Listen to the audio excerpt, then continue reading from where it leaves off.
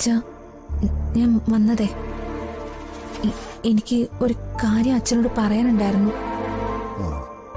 ഞാനും മോളോട് കുറച്ച് കാര്യങ്ങൾ സംസാരിക്കാനിരിക്കുകയായിരുന്നു. ഭക്ഷണമൊക്കെ കഴിച്ചു കഴിഞ്ഞ് സമാധാനമായിട്ട് സംസാരിക്കാമെന്ന് വിചാരിച്ചതാ. എന്തായാലും മോള് വന്നില്ലേ, അപ്പോ അത് സംസാരിച്ചിട്ട് നമുക്ക് പോയി കഴിക്കാം.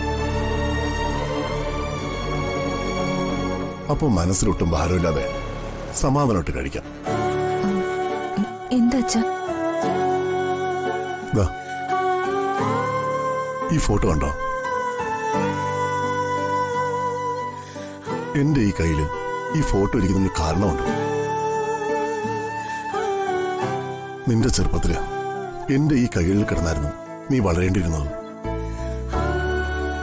നിന്നെ താലോലിക്കേണ്ട കൈകളായിരുന്നു ഇത്. നിന്നെ സ്നേഹിക്കേണ്ട മനസ്സായിരുന്നു എന്റേത്. കൈ വളരുന്നുണ്ടോ കാല് വളരുന്നുണ്ടോ എന്നുള്ള എനിക്ക് നിന്നോട് ഉണ്ടാവേണ്ടിയിരുന്ന ശ്രദ്ധ എനിക്ക് ഉണ്ടാകണമായിരുന്നു.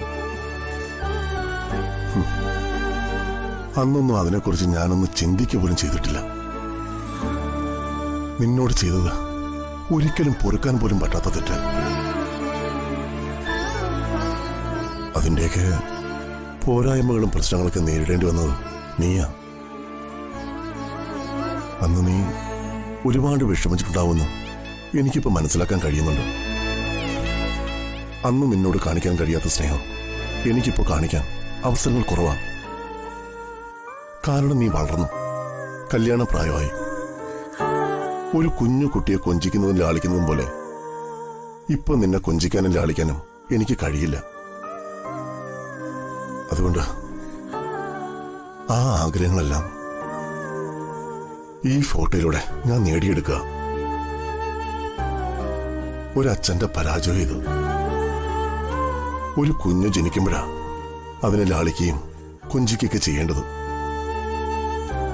ഇവിടെ എനിക്കൊരു മകളുണ്ടെന്ന് എനിക്ക് ബോധ്യം വരാൻ എന്റെ മകൾക്ക് കല്യാണപ്രായം ആകുന്നവരെ കാത്തിരിക്കേണ്ടി വന്നു.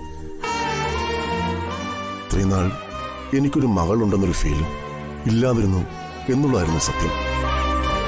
പക്ഷേ ഇപ്പൊ എനിക്കൊരു ഉറച്ച ബോധ്യമുണ്ട്.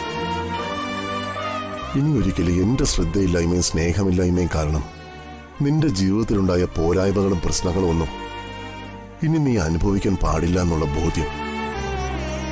അതുകൊണ്ട് ഏറ്റവും സുരക്ഷിതമായ കൈകളിൽ വേണം നിന്നെ ഇനി ഏൽപ്പിക്കാൻ. അങ്ങനെ ചെയ്താൽ മാത്രമേ ഞാൻ നിന്നോട് കാണിച്ച തെറ്റുകൾക്ക് എനിക്ക് പ്രായശ്ചിത്തം ചെയ്യാനാകൂ.